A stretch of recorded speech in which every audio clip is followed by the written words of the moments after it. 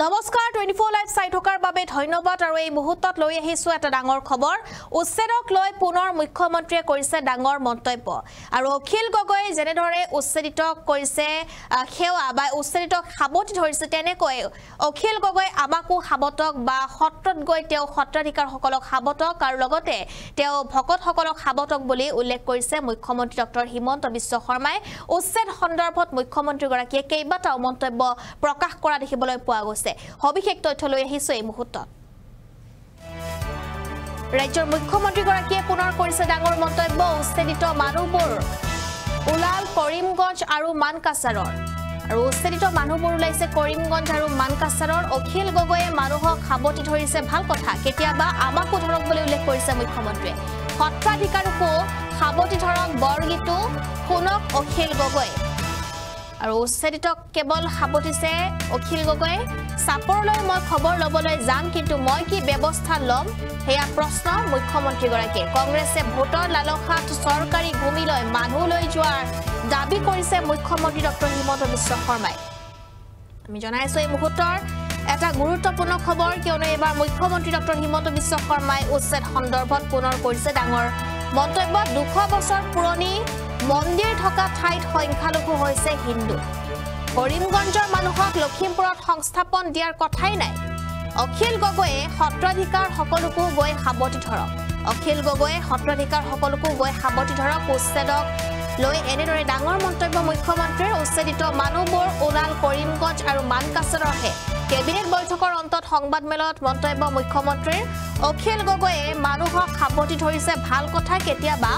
আমাকো ধৰক সত্ৰাধিকাৰকো সাবতি ধৰক বৰগীতো শুনক অখিল গগৈয়ে সাপৰলৈ মই খবৰ লবলৈ যাম কিন্তু মই কি ব্যৱস্থা লম বুলি প্ৰশ্ন মুখ্যমন্ত্ৰীৰ কংগ্ৰেছে ভোটৰ লালসাত চৰকাৰী ভূমিলৈ মানুহ লৈ যোৱা দাবী মুখ্যমন্ত্ৰীৰ এয়া লখিমপুৰৰ জনবিন্যাস সলনি কৰাৰ ষড়যন্ত্ৰ 200 বছৰ পুৰণি মন্দিৰ থকা ঠাইত সংখ্যালঘু হৈছে কৰিমগঞ্জৰ মানুহ এতিয়া লখিমপুৰত সংস্থাপন দিয়াৰ কথাই নাই এনেদৰে কেইবাটাও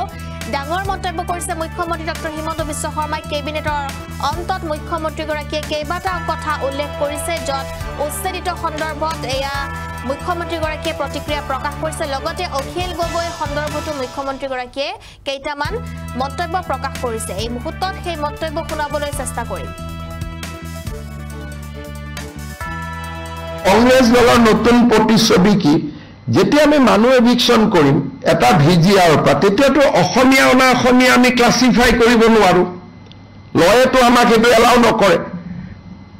বহুজন সুখায় বহুজন হিতায় 400 যদি আমি কৰিমগঞ্জ কাছাৰৰ পৰা যোৱা এটা পাৰ্টিকুলাৰ ৰিলিজিয়নৰ মানুহক এভিকশন কৰো তাত যদি আৰু এটা পাৰ্টিকুলাৰ ৰিলিজিয়নৰ মানুহ বহি আছে আমি তেওঁলোকক কেনেকৈ এৰি দিম বা তেওঁলোক যদি ল্যান্ডলেস আমাক আবেদন কৰিব তেনেকে লখিমপুৰত এভিকশন হল খিলঞ্জিয়া ল্যান্ডলেস পৰিয়ালকেইটা আমাক আবেদন কৰিলে আমি মাটি দি দিলো তেওঁলোকে নতুন মাটিত বহি দিলে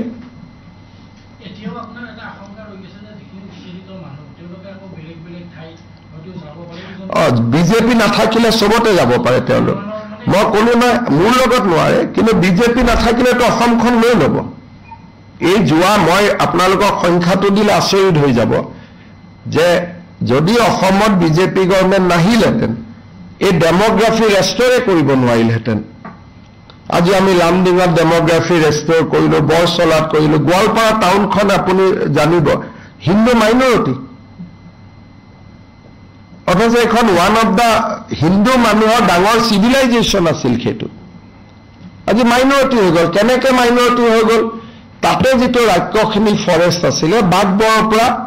10-12 হাজাৰ মানুহ আহি বহি দিলে কিন্তু কোনোবা হয়তো ল্যান্ডলেস হ'ব পাৰে কিন্তু এটা সমষ্টিতে যদি আপুনি আহি বহি দিয়ে এখন টাউনত বহি দিয়ে সেইটো নহ'ব নহয় ডিসি গোৱালপাৰাক আবেদন কৰিব লাগিছিলে ডিসি গোৱালপাৰাই বিভিন্ন জায়গাত তেওঁলোকক বহুৱাব কিন্তু ল্যান্ডলেস বুলি মইতো নিজে আহি বহিব নোৱাৰো কালি যদি ল্যান্ডলেস বুলি আপোনাৰ ঘৰত আহি বহি যায় আপুনি কি কৰিব আসাম সেক্ৰেটাৰিয়েটখনত বহি গলে আপুনি কি কৰিব সো ল্যান্ডলেস মানুহে ল্যান্ড পাবৰ কাৰণে বসুন্ধৰাত আবেদন কৰিব পপুলাৰ ফৰ্ম বুলি ফৰ্ম আছে পপুলাৰ ফৰ্ম ফিল আপ কৰিব